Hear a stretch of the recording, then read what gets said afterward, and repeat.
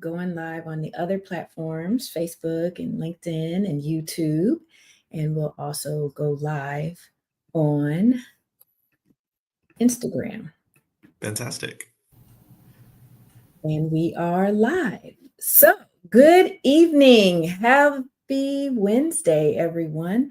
This is Corey Minor Smith with Corey Empowers, and you have tuned into Mental Wealth Wednesday. We are in August. And I've seen a lot of posts in terms of the history of August for Black people in America. There have been significant events that have taken place in August. But on Wednesdays, we are celebrating all conversations centered around mental health and wellness. Mental health in terms of disabilities, mental health in terms of conditions, resources, treatment, funding, and all the things. And it's my honor to have with us tonight Mr. Eric Harris, who is the associate executive director of for External Affairs for Disability Rights California. I believe this will be a tremendous conversation full of resources, full of engaging opportunities. If you have a question, please feel free to drop it in the comments and we will look out for those and recognize those who have tuned in. So Eric, without further ado, I want to jump right into all the great work that you all are doing out in California, but having a nationwide impact, and for sure your external affairs, it has a national reach. So right now, where are you in terms of your role with California in the disability rights and its impact nationally? Because there's a lot going on and I'm sure you have your hands full. Absolutely. No. Well, thank you, first of all, Corey, for having me. It's really a pleasure. And I'm coming to you live from Northern California right now. Actually, I'm currently in Fairfield, so close to Vallejo, California, which I know is near and dear to your heart. So Disability Rights California is the largest protection and advocacy organization in the country. The protection and advocacy system has one organization that advocates for disabled people in every state and territory, and our organization happens to be the largest. So we take the responsibility of being the largest protection and advocacy organization very seriously. We have over 300 staff. We have over 100 lawyers, and we really feel like it's critical for us to have a presence not just in California with the 40 million people living in California, but also nationally and globally at times because of our reach and some of the issues that are beyond just California, of course, include homelessness and mental health throughout the country, include immigration issues, and some of the rights that are being violated right now by by the federal government. And then on top of that, you have just the everyday issues that every disabled person navigates: employment, housing, accessibility, making sure that they can get from one place to the other in terms of transportation, healthcare, making sure that they have and we have accessible healthcare that we all need. So all of these are issues that are happening nationally, and we want to make sure that we have a presence in Washington, D.C., making sure that we have a presence on Capitol Hill, and making sure that we are in conversation with folks who are throughout the country advocating for these issues. Well, Eric, I must say that sounds like a daunting task and maybe insurmountable to some. When we think about housing, when we think about everyday issues, sometimes people don't recognize that it's even harder for people who have disabilities, especially for those who don't have anyone advocating on their behalf. There are a tremendous number of people who are living with disabilities who are advocates and able to use their voice, but there are so many who are not. What role does your organization play in helping to amplify the voices of those who are very likely to be unheard and definitely don't have a seat at the table where decisions are being made? No, that's a wonderful point. And my heart of hearts and my background is in policy work. Mm, I've been doing policy work throughout my career in Northern California and in Washington, D.C. And I was taught at a really early age by now the current mayor of Oakland, Barbara Lee, and other incredible leaders, that it's critical to make sure that the most impacted people are at the table and a part of the conversation, on any policy choices and any um, policy positions. mhm, Um, so that's critical in any work that I do when it comes to policy. And that feeds right into um, a lot of the work that Disability Rights California does. Not only, so we have the 300 staff, I mentioned the 100 attorneys, but mhm, we also have a number of community organizers, folks who are have deep ties to a variety of different community groups, community leaders, disabled leaders from throughout the state and throughout the country. And one of the things that they are constantly thinking about, and that feeds into the work that I do and feeds into the work that other parts of the organization are heavily involved in, who isn't at the table that needs to be here. mm, And for us, oftentimes when we're talking about disabilities, those are unhoused folks, those are folks who are incarcerated, those are folks who are immigrants, especially undocumented immigrants. So those are often the people that we are thinking about first, mhm, because we know that as large of an organization as we are, if we don't have the capacity to reach those folks and to make sure that they're involved and at the table, oftentimes those people will not be at the table and will not be included in the conversation. So that's a real big priority for us, and it feeds perfectly into a lot of the priority issues that we are heavily involved in. mm. So I heard some words, and I just want to put a pin in it and maybe help to elaborate and also expand what we may consider to be people who are unsheltered, unhoused, homeless. Different definitions, different criteria based on which program and how the program received funding, but ultimately those who are unsheltered, unhoused, homeless, not couch surfing, as some people call not having a stable home, but we're talking about people who are outside. And we now know and already knew the consequences of having actions such as the executive order ending crime and disorder on America's streets, and the direct impact that will have for people who are homeless, unsheltered, unhoused, and as well as those who are living with severe mental illness, as those two populations are directly mentioned in that executive order. California has already been doing tremendous work in terms of addressing the homelessness issue there. I have read recently about some container projects that have provided homes for people who are living with who are who are unsheltered and also maybe living with severe mental illness. But in terms of this executive order, in Mhm, addition to the Supreme Court's decision in Grants Pass, mhm. how maybe with Disability Rights California leading the charge of being one of the main organizations leading the charge, how do we address that when it's directly negating a lot of the efforts that have shown to be effective and based on sound research? Yeah, yeah. No, I think what you just said, especially that final point, is key. Mm, And it feeds and it like ties directly into what I was mentioning earlier about making sure that that all voices are at the table and a part of the conversation.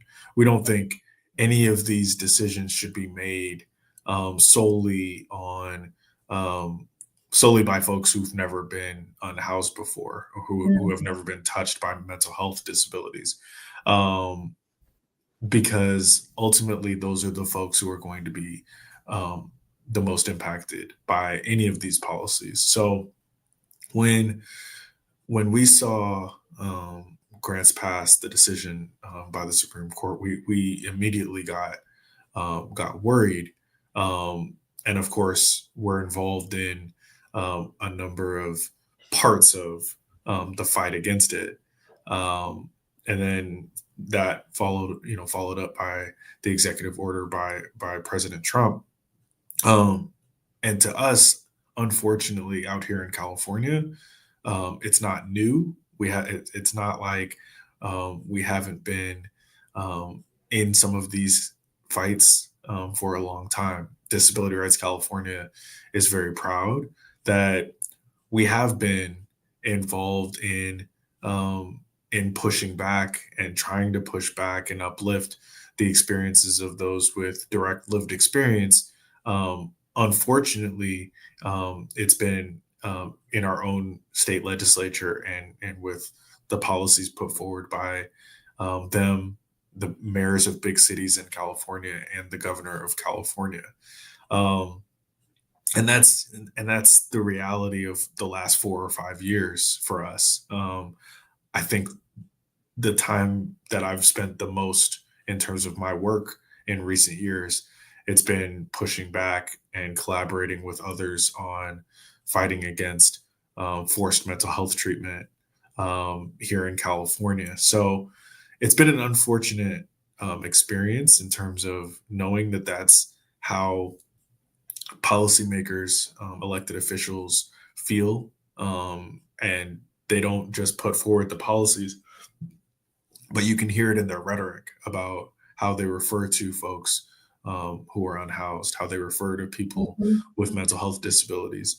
Um, and it's frustrating. And for a lot of our community, and I don't have lived experience with a mental health disability, I have a physical disability, but for folks in the disability community, it scares us because we have seen this playbook before, and are concerned that unless it is stopped, that they won't pause at just folks with mental health disabilities. They'll look at folks who are autistic or have intellectual and developmental disabilities, for example. I think there was a statement made recently by the federal administration about autism as something that people should be scared of.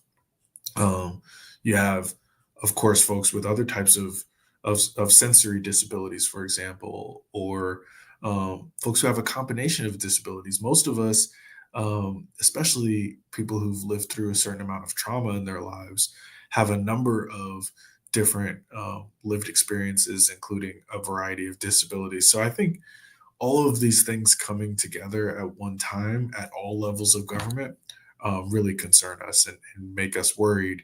But it puts us in a position as an organization where we feel like we need to push back and we need to do what we can um, to make our position very clear. Yeah. Criminality seems to be a big thing right now in terms of DC is under oppression right now in terms of the militarized police force, the federalized police force, and depending on who you ask, it's unwarranted. But I think the vast majority of people in DC, it's unwarranted. Yes, there has been crime. There is crime.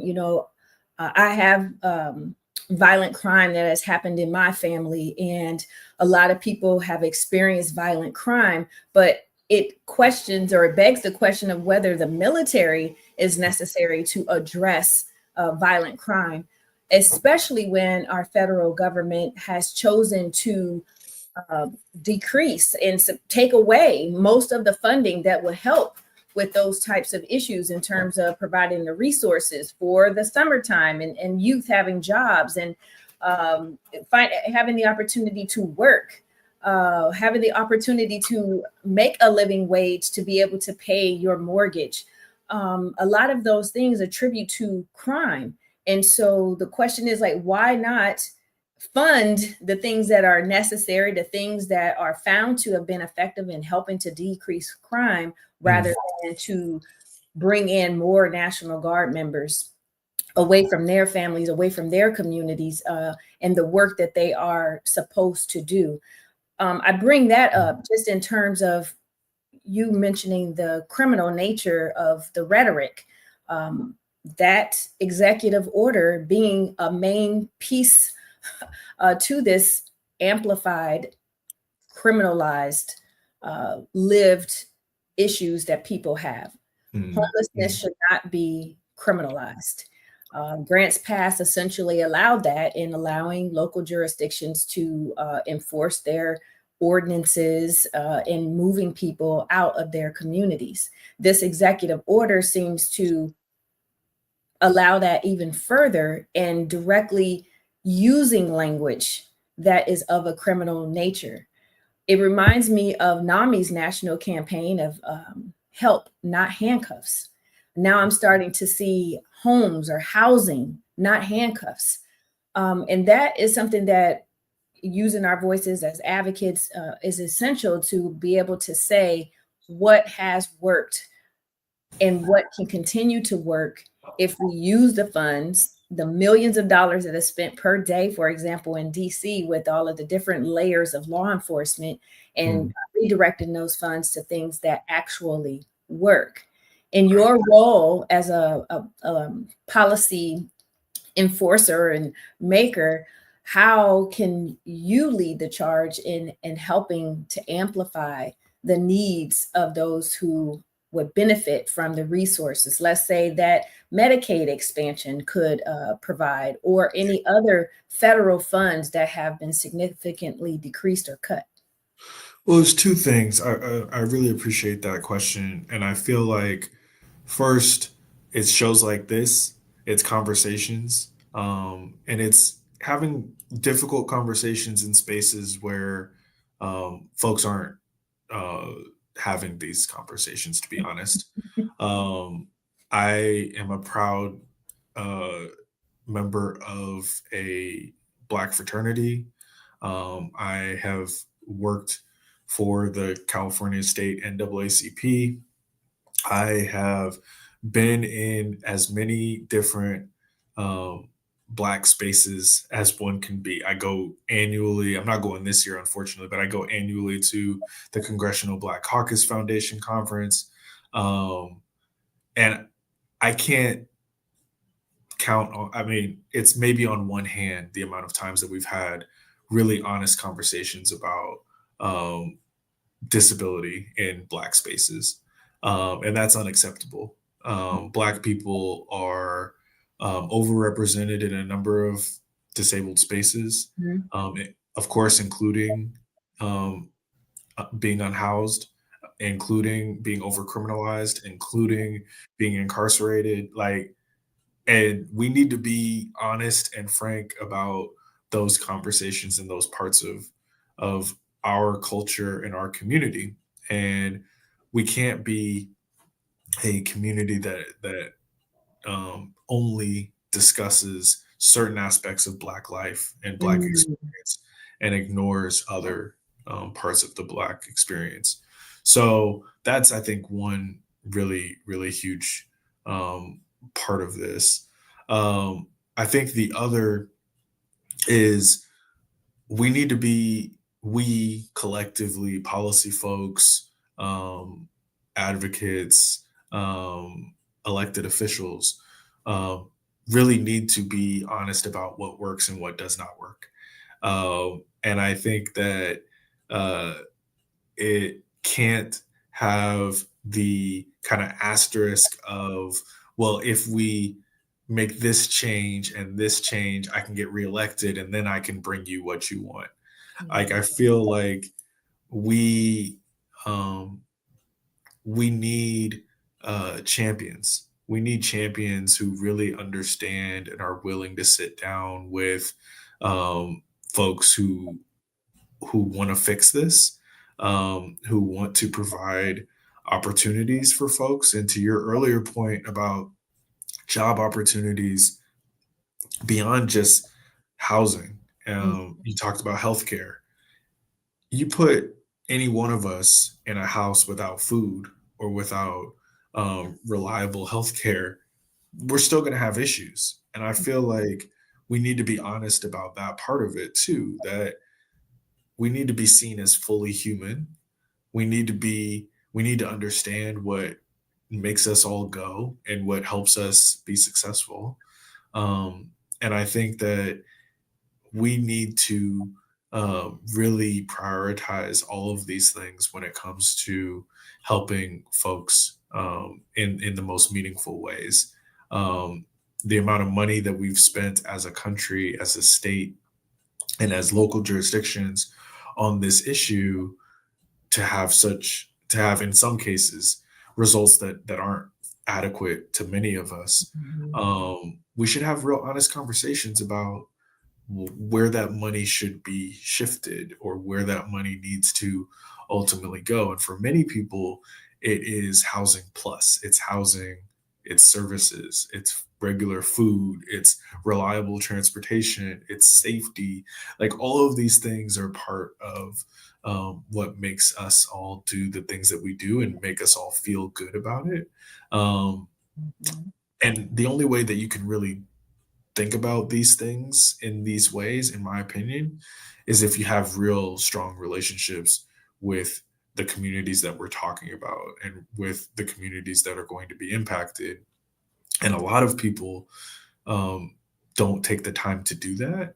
And a lot of times they don't they don't ever want to see themselves in kind of common space with those communities either. So I Mhm. feel like all of this is ultimately really important and it's difficult. It makes it more challenging, and elected officials, policymakers, advocates in some cases don't necessarily always want to do what's most difficult, even if it's the right thing. Yeah. That's unfortunate. And the expectation, when you vote for someone is that they will represent their constituents. And the thing is that the constituents don't all want the same thing. And it's whose voice is louder, whose pocket is deeper. Mhm. Those are the ones that tend to be listened to. And, I've heard many arguments in terms of the Black community and how our voices are not listened to as much many times because we are not using our collective uh, buying power, our collective Mhm. financial power. And there are many efforts like with Target where that is shown to be effective. And I think that if we do that more in other facets of life, we can have a bigger impact for the Black community in America. And I really appreciate you listing like the different things that we need because it's not any one thing. And that was the point of Mayor Brandon Johnson on MSNBC with The Morning Joe. He was asked repeatedly, in some ways aggressively, by Joe, whether the 5,000 police officers, if the 5,000 police officers were sent to Chicago, will that help? He just wanted a yes or a no, a yes or a Right, no. And right. it's not a yes or a no. And as Mayor Johnson continued to reiterate, it was a matter of the, you know, holistic approach, all the Mm, things that are needed in addition to law enforcement, which right, is also kind of attributable on a smaller level with mental health services, crisis intervention. right. We had these different campaigns about defund the police, but from a mental health advocacy perspective, I would say no, like we have to dissect that. We have to understand what we're saying in terms of defund the police. Maybe the funds are being redirected to those who are trained to address issues like a Mm, mental health crisis. And it is essential to have law enforcement involved in, let's say, an ACT team, the assertive community treatment, mm, or mm. the crisis intervention team, which many of them are trained to do. From your work in public policy, what are some things that stand out in terms of mental health advocacy for you? We've talked about the funding, we've talked Yeah. about different elements that need to come together to help a family or a person realistically. So, how would you address that? Well, it's a couple things. I appreciate the question. And before I started at Disability Rights California, while I was in law school and then after law school, I actually worked for my father, who is a civil rights lawyer in Northern California. He's a part of the Ben Crump law team. His name is Mark Harris. Um, and he did a lot of work in California, especially in Sacramento, when it came to police violence against unarmed individuals. In addition, we both worked very closely with Attorney John Burris of the Bay Area, who has been involved in this work for a really long time. And I'll say, kind of, as in my experience working with them and working for them, um, the the law enforcement officers often are in situations where they react before understanding the full um, consequence of like what is happening. A lot of times in cases and in individual circumstances, these folks would have disabilities. A large amount of them, a majority of them, would have disabilities. Um, and I had a conversation with a former police chief who even said straight up to me, "Look, Eric, we're probably not the best people to respond in these circumstances. Um, we're not trained in that way, and even if we do get additional training, that's just not what we first think about, disability and how to respond correctly." So that is a little bit of context, helped me really understand from a policy standpoint, what what I should be thinking about and what some of the folks that I engage with do think about when it comes to crisis response. We've seen examples of good crisis response teams throughout the country. Mhm. Most notably, in my opinion, the Cahoots program in Mhm. Eugene, Oregon, that I know has been lifted up by many advocates throughout the country as a way to do this the right way. Unfortunately, this year, the funding did not continue for that program, which is honestly a shaking my head moment, because it's, if we really prioritize the safety and well-being of all community members, especially the most vulnerable, there's no reason that that program shouldn't be funded properly and prioritized in the ways that we know are needed to prioritize. Um, and from our standpoint at Disability Rights California and a whole bunch of other organizations, disability focused, race focused, you know, um, poverty focused, we all saw crisis response as an alternative that made sense. Mhm. That leading with that, folks who are experts, folks who are trained properly, who might have their own lived experiences or have family members with lived experience, that would be a much better option than sending in law enforcement first. Um, of course, we acknowledge, all of us, that there are times and places for, um, different approaches. But when it is clear that somebody is going through a crisis and there can be other services provided, that's what we would prefer. And Disability Rights California, we have a lot of opportunities to talk to the Department of Justice, both at the federal level and the Attorney General's office in California, to talk about these issues, to talk about alternatives to engaging with folks with disabilities when it comes to alternatives to law enforcement. Um, and so those are the things that we often think about. And we've been approached with all different types of ideas. For example, the blue envelope idea is one that that is more recent, and I don't know, it's not in a lot of jurisdictions yet, but it essentially is a voluntary program for a disabled person to apply through the Department of Motor Vehicles or some other system for a folder or envelope and other kind of identifying marks to essentially identify yourself as a disabled person.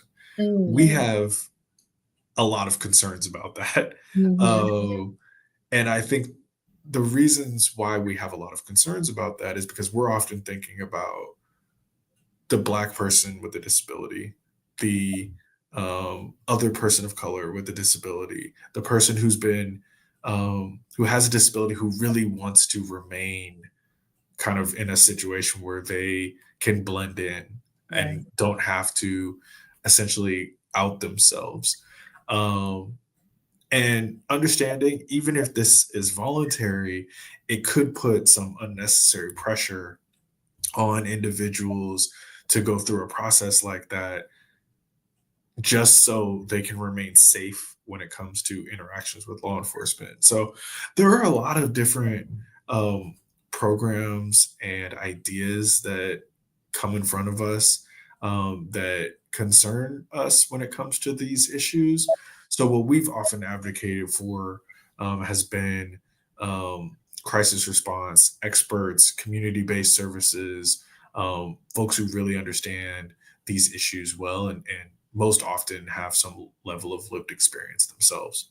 Yeah, I do appreciate you saying that it is important. The training is important, and at the same time, I've heard there's it's not enough. Like to come in an hour and have and call that mental health crisis training. But Right. those departments that are dedicated and committed to doing the work and actually uh, through their own policies, their internal policies, having actions that their officers who are trained are supposed to do, and that those policies are enforced. I've seen them to be helpful for those jurisdictions that do it. So it's not like a blanket response, yes. And I think about, as you talk about the Black person or the person of color that has a disability, I often think of Elijah McClain, and there's so many names, but Elijah McClain out of Colorado, and trying to communicate in the best way that he knew how, because his family had trained him and helped him to know what to say, if he's ever stopped. It's one thing for many Black families who have that talk with their children, before they start driving or whenever they're starting to go out of the home on their own, and then having a child that has a disability and having that talk with them on a whole Mm, nother level in terms of their ability to communicate and how the person who is going to receive that communication may not receive it, which seems to be the case with Elijah McClain. And so it, it's like, what do you do? What do mm, you do to try to be proactive within your family, within your community, when it seems like others are just dead set on resisting, resisting mhm, the efforts to comply, resisting the efforts to communicate, resisting a person's ability to do what they can in that moment to understand what they may be going through. That's a concern for those who are homeless and are encountered to be removed off the street right. immediately. Right. I've seen bulldozers literally scooping up people's belongings and putting them in the trash. And if that Sure. person is right there, where are they supposed to go? And That's some right. may not be able to communicate. So That's do you all like give tips to families and how they're able to protect themselves, protect their loved ones, or just be proactive in things of that nature?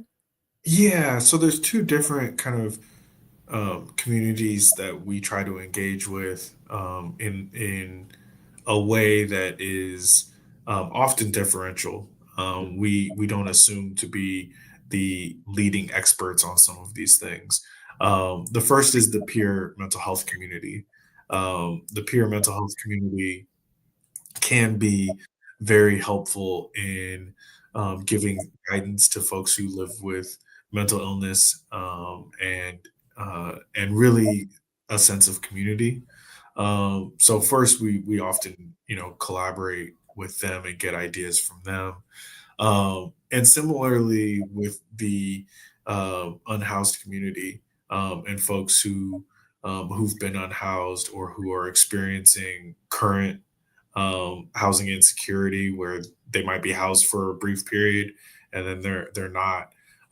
Because I think some of what we take very seriously is how we talk about these things, Mm, and how we, for example, you even said it, folks' belongings. mm, A lot of lay people might talk about an individual losing their belongings as, what's the big deal? It's like they're unhoused. What does it matter if they have to get a new, blanket or a new jacket or a new, whatever the case is, that get might be all they have from whatever they had before. right, right. And we're not even talking about like folks' pets, Yeah. or like these things are vital and crucial and mean so much more than often what the media might say. So that's a big part of what we at Disability Rights California try to do, and we can still be better about it. That really making sure that we're speaking correctly about this community, and also that we know when and how to lead and when and how to follow. Mhm. Because when we're talking to um, community groups, when we're talking to family members, um, we're, you know, we need to recognize that in a lot of ways we are the establishment, if you will. We're funded by the federal government. We're funded by, in many ways, state dollars and state bar money. So we are very um, we're in a very comfortable situation, if you will. There are a lot of nonprofits, a lot of advocates out there who are not in a comfortable situation, especially with some of the different government dynamics. Mhm. So we have to take all of these things into account when we're giving advocacy advice on these issues. But ultimately, what we try to do, especially with our community organizers at our organization, is show people, um, point people in the right direction, kind of show them the steps that they can take if they want to have support for housing, or if they want to have support for other services. And make sure that they know that we can be a resource to try to help them in doing that. But really, um, I think what we try to do is be assisting as best we can, and then advocate for policies and legal changes, and fight in many cases for in litigation, to make these things better for folks too. Yeah. You said an important word earlier when we started. And I'm just take a moment. Thank you to everyone who has tuned in today. We are here, Mental Wealth Wednesday, with Eric Harris, who is the Associate Director, Executive Director for Disability Rights California. And he is here talking today about various aspects of advocacy, what they do in California, and also the national reach that his organization has. So, as always, we talk about mental health and wellness, but we're talking today about all disabilities and resources that may be available, tips for families and otherwise. So, if you have a question, please drop it in the comment. Eric, again, thank you so much for coming in. And I know you've been with Disability Rights California, I believe, since 2019. Is that right? That's correct. Yes. I guess have done different roles there. But also, I am interested in learning a little bit more about your elite wheelchair basketball career. I appreciate the question. So I was always interested in sports growing up. I grew up in Sacramento. I was born in the Bay Area, grew up in Sacramento. and I was just a sports kid growing up. I had a disability. I have a disability. I was born with my disability, but I used leg braces, and I would just run around and play every sport: baseball, basketball, tennis, golf, every sport that you can think of. And I got to a certain point where I wasn't able to continue to play sports with my able-bodied colleagues, um, but I found wheelchair basketball, and it was out of Berkeley, California, Mm. um, and so I would take the train. It was funny because the first time, my dad actually found it for me and recommended that I try it out, and I was just like, I don't know if that's for me. I don't use a wheelchair. That's not really something that I do, but he and my mom said, you should check it out, see what you think, and then if it's something you like, then we can try it. And if it's not, you can try something else. Um, and I took the train from Sacramento to Berkeley to check it out, and I just fell in love right away. I was like, oh, this is great. There's diversity. There's a lot of black and brown kids that look like me, that sound like me, that the game is physical, it's fun, it's fast. So I just fell in love, and I couldn't put the sport down. I was in high school at the time, and I would take the train literally by myself to Berkeley as like a 14-year-old kid, and really, really just enjoyed every minute, and got to play at a really high competitive level, and travel all over the country. Eventually, going to college and playing wheelchair basketball at the University of Arizona, um, and then playing even after that back in Sacramento. And I would say that the sport for me really like kept my competitive, athletic, opportunities going, and it opened up my opportunities to be a disability advocate because I could Mhm. see, where we all had similarities when it came to our experiences. Mhm. So that was a big part of it as well. And I think the coolest thing now, I'd say over the last like 15 years or so, every men's and women's wheelchair basketball USA team has had players that I've played with or against and have close connections to, including the most recent the third straight gold medal team from the men's side. And so I'm really, really proud of that as well, that I have played with and against and have connections to that level of athlete. Really makes me proud. Yeah. Well, it sounds like fun, and surely I would love to see a game. Are they televised at all?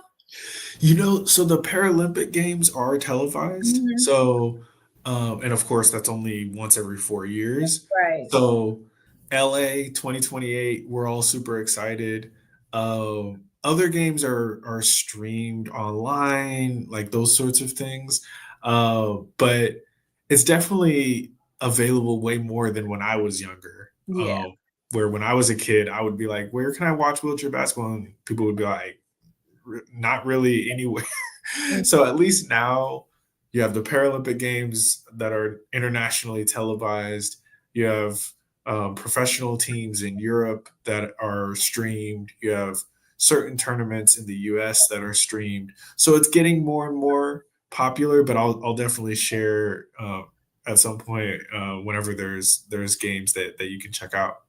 Okay. Well, it sounds great. And I, had the opportunity to be in Paris at the time of the Olympics, and it was great to see the Paralympic Olympians, and just it just being a cohesive group, right? It doesn't have to be, this category or that category. People are just out, and if anything, that brought everybody together, at least from Mhm. the perspective of being American, was Team USA. So That's right. Team That's right. USA.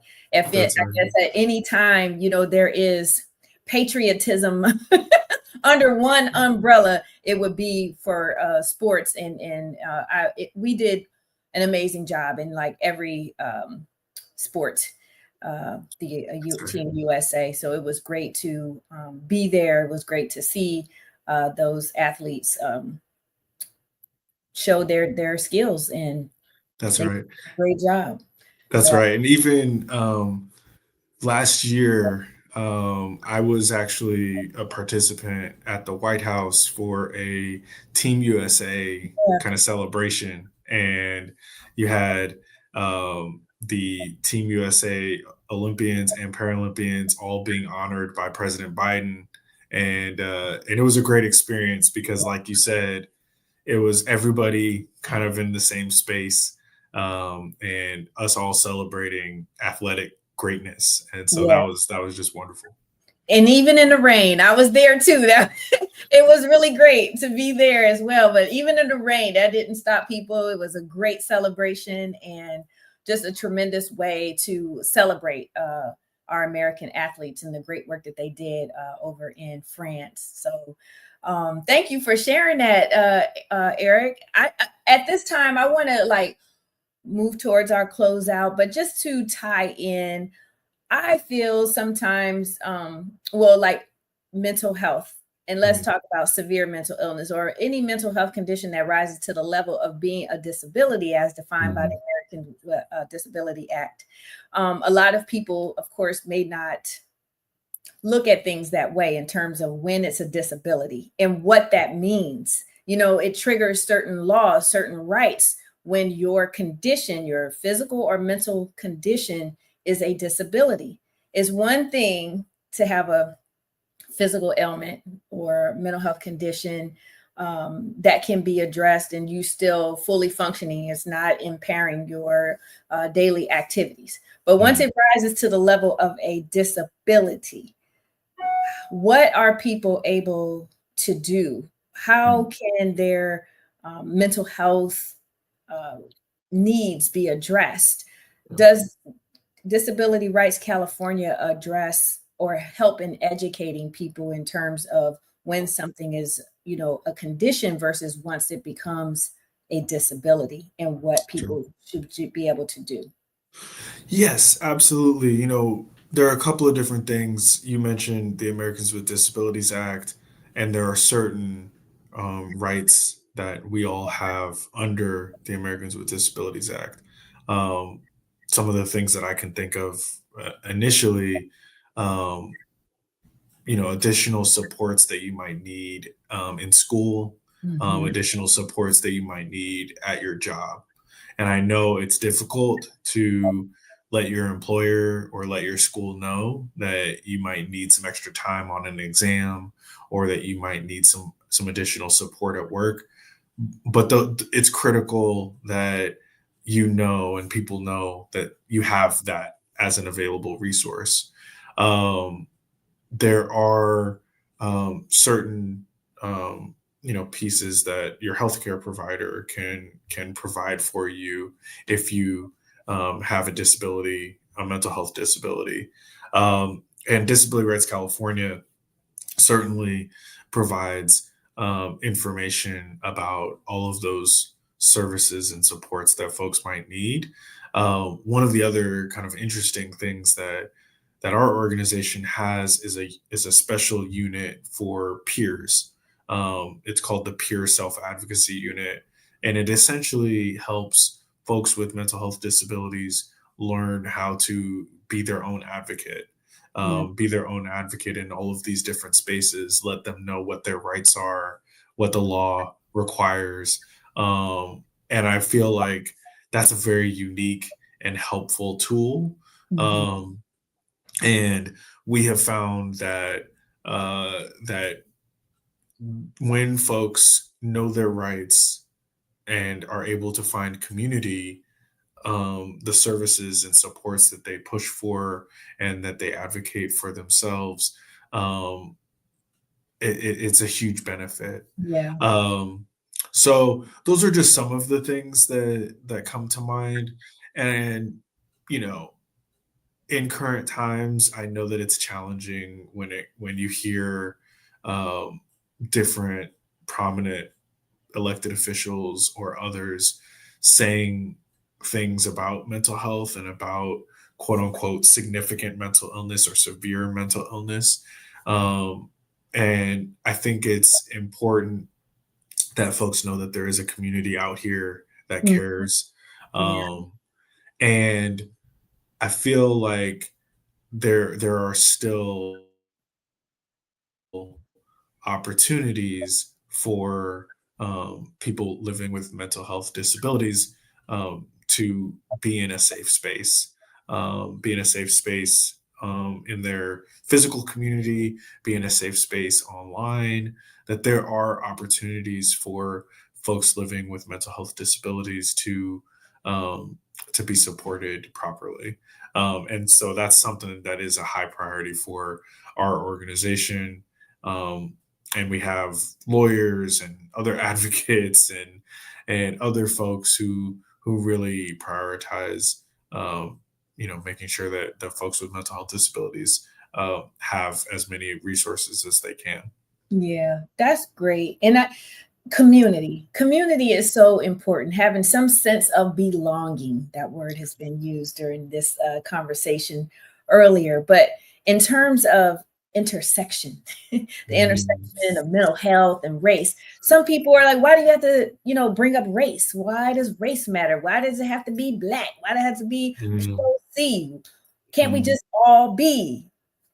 What do you say about that in terms of there actually being intersections and being and significance to the intersections and the significance to creating community and a sense of belonging in terms of resources, in terms of advocacy, and just what may stand out, yeah, how we can address that, especially in this country right now, where it seems that if you say black this, black that, it automatically puts people on defense.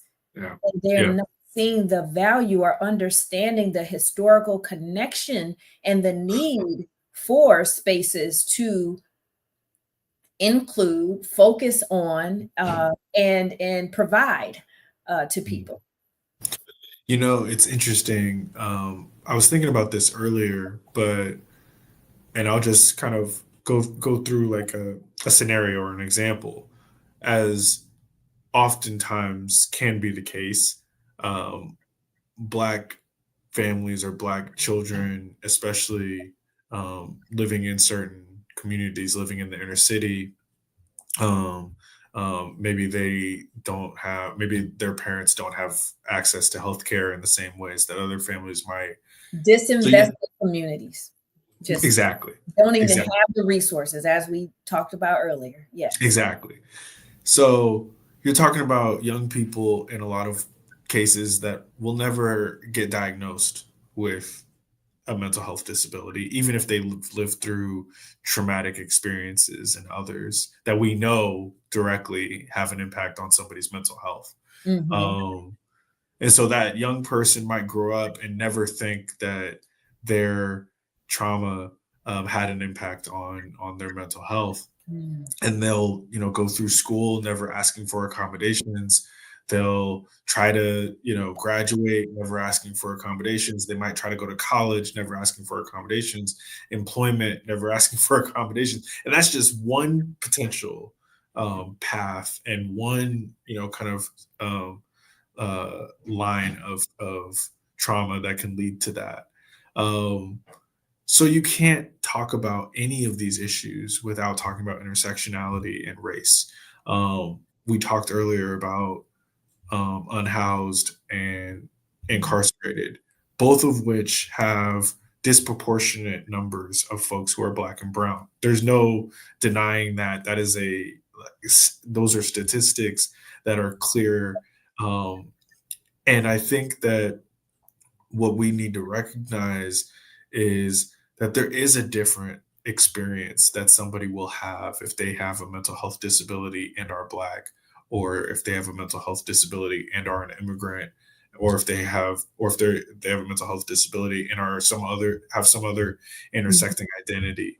Um, and I think that what we've tried to advocate for is how crucial it is that we have mental health experts and mental health professionals who also meet those intersections so that folks can feel more and more comfortable when they communicate about their lived experience, because it is different to work in a space uh, where you are Black with a mental health disability and are fighting three or four different battles. Let alone I haven't even mentioned if you're a Black woman with a Yes. disability and some of the additional um, potential challenges that come with the perceptions that folks have of Black women. So it is crucial. You can't do this work well. You can't be in any of these spaces without thinking about race and without thinking about the intersections that folks experience, if you really want to help and if you really want to advocate in the right ways.